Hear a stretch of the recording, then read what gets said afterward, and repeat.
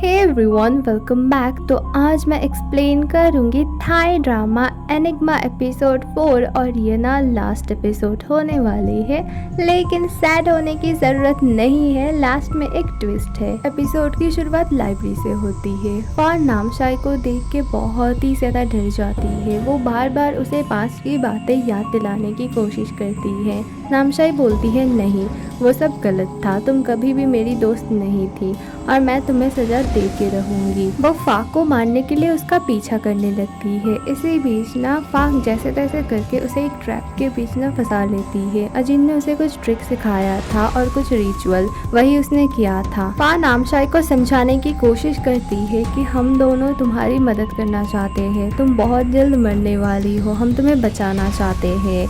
तभी ना नामशाई जोर जोर से हंसने लगती है और बोलती है, बचाने लायक कुछ भी नहीं है। अभी दिखाया जाता है नामशाई को एक पार्सल मिला था, उसमें एक हथियार मिला था और एक ना उसमें नक्शा किया हुआ था फेस पे कि कैसे कर्व करना होगा। नामशाई अपना मास्क हटाती है। वो बहुत ही ज्यादा डरावनी लग रही थी दिखने में। उसने अपने फेस को बहुत ही खराब तरीके से कट किया था और वो बहुत ही ज़्यादा पावरफुल हो गई थी। वो ट्रैप तोड़ देती है और फिर ना वो फा को बहुत ही बुरी तरीके से मारने लगती है। तभी पीछे से अजीन आ जाता है और अजीन उसे बचा लेता है। फिर नामशाई और अजीन में जबरदस्त फाइट होती है और फाइट में ना नामशाई जीत रही थी क्योंकि वो एकदम डीमन की तरह हो गई थी, इंसान नहीं थी।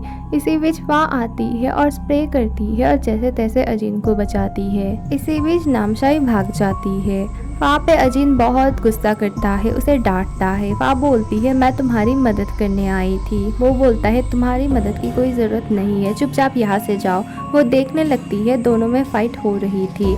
फिर भी वो अजीन के रूम में जाके बैठ जाती है। उसे बहुत चिंता हो रही थी अजीन की। तभी ना मारपीट करते करते अजीन और नामशाई एकदम ऊपर से नीचे गिरते हैं। फा भाग के जाती है अजीन के पास। दोनों को ही बहुत ज्यादा चोटें आई थी। फा अजीन को संभालने लगती है। दूसरी तरफ नामशाई का जो मास्क था ना वो टूट गया था और उसकी पावर एकदम कम हो गई थी और उसे ना खून की उल्टियाँ भी हो रही थी। अजीन बोलता है, देखो तुमने अपनी हालत क्या कर ली है, वैसे तुम मरने वाली हो बहुत जल्द। नामशाई बोलती है, नहीं, मैं हार नहीं मानूंगी। उसके पास वहाँ जाने की कोशिश करती है लेकिन अजीन उसे रोक लेता है, बोलता है अभी नहीं। नामशाई भागने लगती है और उसे पास्ट की बातें याद आ रही थी कि फा ने उसे बोला था, मैं कभी भी तुम्हारा साथ नहीं छोड़ूंगी। नामशाई उस पेड़ के पास जाती है जहाँ पर उसने रिचुअल किया था, लेकिन वो तो पहले ही फा ने खराब किया था। ये देख के उसे बहुत ही ज्यादा गुस्सा आता है। फा उसके पास आने की कोशिश करती है, बोलती है, मुझे माफ कर दो, उस दिन तुम्हें छोड़ के जाना ठीक नहीं था।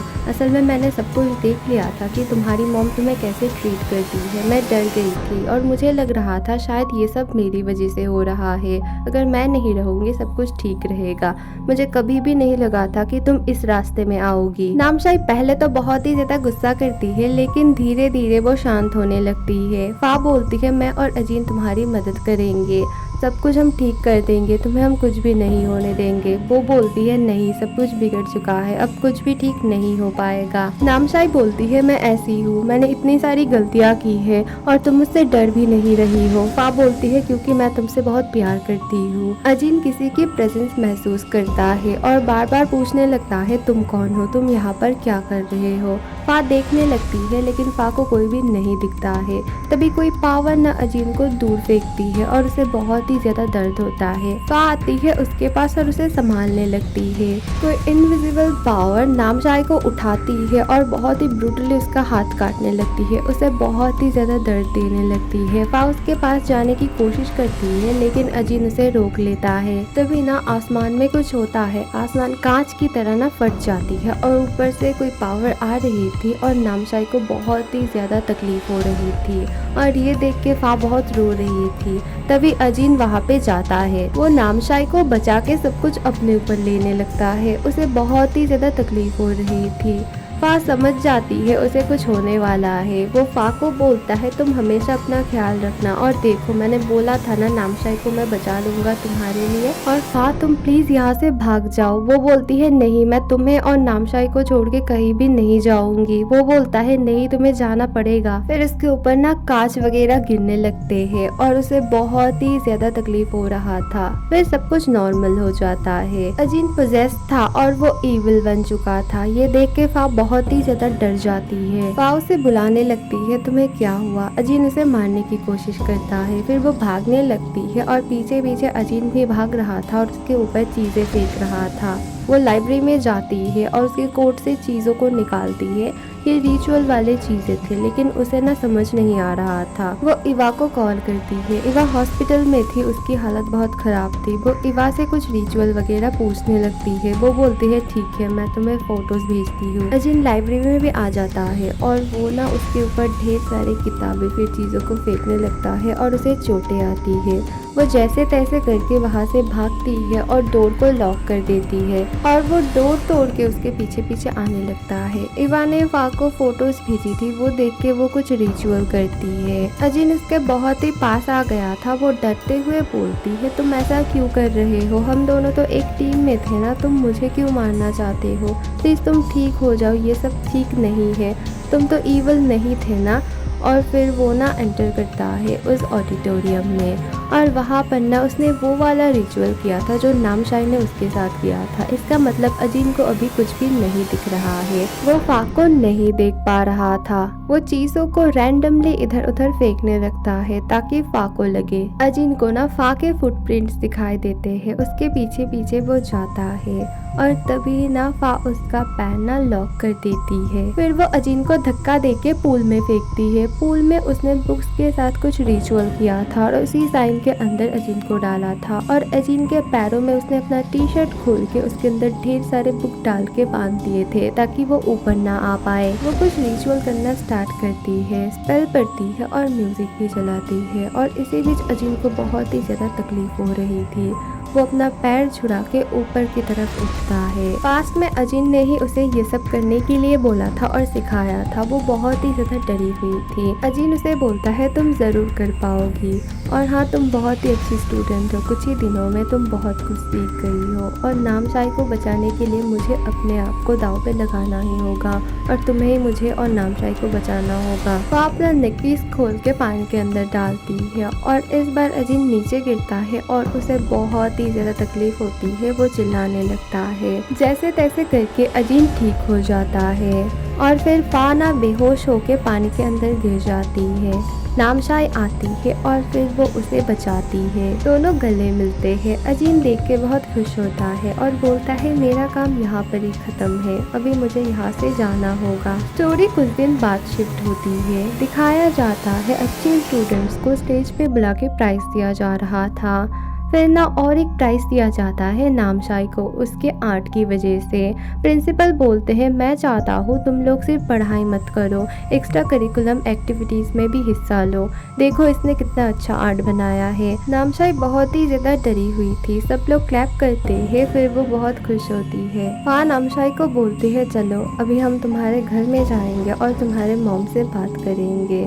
हाँ उसके मॉम को समझाती है कि देखिए वो आर्टिस्ट बन सकती है, हर कोई डॉक्टर बनेगा ये तो ठीक नहीं है ना, इसके अंदर पोटेंशियल है और वो बहुत ही ज़्यादा टैलेंटेड है, प्लीज़ आप मान जाइए। नामशाई की मॉम बोलती है फा तुम एकदम अपने टीचर अजीन की तरह हो, वो आया था उसने भी सेम वे में मुझे समझाया था।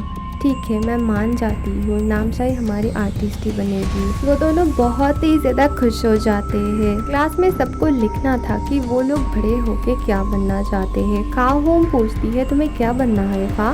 फा बोलती है पता नहीं मुझे क्या बनना है। अजीन को दिखाया जाता है वो स्कूल से जा रहा था, इसीलिए सारी लड़कियाँ उसे अच्छे अच्छे मैसेजेस भेज रही थी। वो देख के खुश होता है। फिर उसे लगता है उसके घर में कोई है। वो देखता है वहाँ पर तो फा थी। फा उसे सरप्राइज देने आई थी क्योंकि उसका फेयरवेल था। वो उसे डांटता है और बोलता है यहाँ से तुम जाओ, तुम क्यों आई हो। वो बोलती है कि लास्ट डे में थोड़ा सा मुझे रहने दो तुम्हारे साथ। अजीन पहले तो मना करता है, लेकिन उसके बार बार रिक्वेस्ट करने की वजह से वो मिडनाइट तक उसे रहने की इजाज़त दे देता है और फा बहुत ही ज़्यादा खुश होती है। वो दोनों बहुत ही ज़्यादा मज़े करते हैं, खाना खाते हैं, डांस करते हैं, एक साथ रहते हैं। फिर ना फा बहुत ही ज़्यादा ड्रंक हो जाती है। वो बार बार बोलने लगती है, तुम तो मेरे टीचर नहीं हो ना। वो बोलता है हाँ। तो फा बोलती है, क्या तुम मुझे डेट करोगे? मुझे तुम बहुत पसंद हो, तुम्हारा काम बहुत पसंद है। वो बोलता है नहीं, तुम बहुत ही ज़्यादा ड्रंक हो, तुम्हें अभी घर जाना होगा। फा उसे रिक्वेस्ट करती है और रोने लगती है। वो बोलती है, प्लीज़ तुम मुझे अपना असिस्टेंट बना लो, मैं तुम्हारी मदद करना चाहती हूँ, मैं तुम्हारे साथ काम करना चाहती हूँ, तुम्हारे साथ रहना चाहती हूँ। अजीन बोलता है नहीं, ये पॉसिबल नहीं है, मैं यहाँ पर नहीं रुक सकता हूँ या फिर किसी के साथ भी नहीं रह सकता हूँ, मेरा काम डिफरेंट है। तुम एक नॉर्मल इंसान हो और तुम एक बहुत ही अच्छी स्टूडेंट हो, तुम अपने पढ़ाई पे ध्यान दो, तुम्हें अच्छा रिजल्ट करना होगा और कुछ अच्छा सा बनना होगा। हम दोनों का साथ यहाँ तक ही था। फा अजीन को किस करती है। अजीन एकदम हैरान हो जाता है। फिर मिडनाइट हो जाती है। फा बार बार उसे रिक्वेस्ट करती है कि मत जाओ। अजीन कुछ मैजिक करता है और वो टेलीपोर्ट हो जाती है और उसके हाथों में एक रिपोर्ट कार्ड थी जिसमें उसे 100 में से 100 ही मार्क्स आए थे। वो रोने लगती है और समझ जाती है कि वो अजीन से कभी भी नहीं मिल पाएगी। स्कूल में सब कुछ एकदम नॉर्मल चल रहा था। फा और नामशाई एनिग्मा और अजीन के बारे में बहुत कुछ सर्च करने की कोशिश करते हैं। नामशाई बोलती है, मुझे तो लग रहा है हम लोग सपने में थे, हमने सब कुछ सपने में ही देखा था, रियलिटी में कुछ भी एग्जिस्ट कर नहीं रही है। तभी फा बोलती है, नहीं, अजीन एग्जिस्ट करता है, ये देखो न्यूज। एक सुपर मॉडल अन्या को लेके एक वायरल न्यूज थी कि वो कोई ऑर्डिनरी लड़के को डेट कर रही है और उसका बॉयफ्रेंड और कोई नहीं अजीन था। वो दोनों बहुत ही ज्यादा खुश होते हैं। फा बोलती है, यहाँ पर ही सब कुछ खत्म नहीं हुआ है, मैं अजीन से जरूर मिलूंगी। अजीन और आन्या को दिखाया जाता है, वो दोनों बहुत ही ज्यादा क्लोज थे। आन्या उसे रोक के बोलती है, यहाँ से तुम अभी घर जाओ, मुझे रिपोर्टर्स देख लेंगे। वो बोलता है, क्या तुम डर रही हो? वो बोलती है, नहीं, ऐसी बात नहीं है। फिर आन्या पूछती है, क्या तुम्हारा कोई मकसद है? किसी मकसद की वजह से तुम मुझे डेट कर रहे हो? वो बोलता है, हाँ है ना, बहुत बड़ा मकसद है।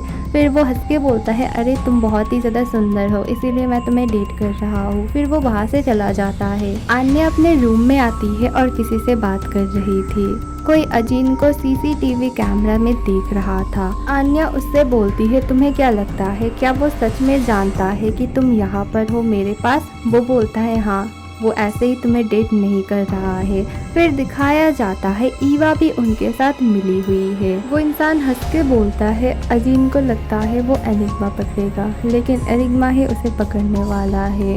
ये बहुत ही ज़्यादा इंटरेस्टिंग खेल होने वाली है। अजीन जाते जाते भी ऊपर की तरफ देखता है, वो समझ जाता है ऊपर एनिग्मा है। एनिग्मा को दिखाया जाता है, बहुत ही डरावना फेस था। और ये तो हम सबका फेवरेट हीरो है ना, इसका नाम क्या है कमेंट में बताना। और यहाँ पर ही हमारी ये वाली सीरीज खत्म हो रही है, लेकिन देख सकते हो आप एकदम ओपन एंडिंग के साथ खत्म हुई है। इसका मतलब इसका पार्ट 2 बहुत जल्द आने वाला है। मैं तो सुपर एक्साइटेड हूँ देखने के लिए। Thank you for watching, bye.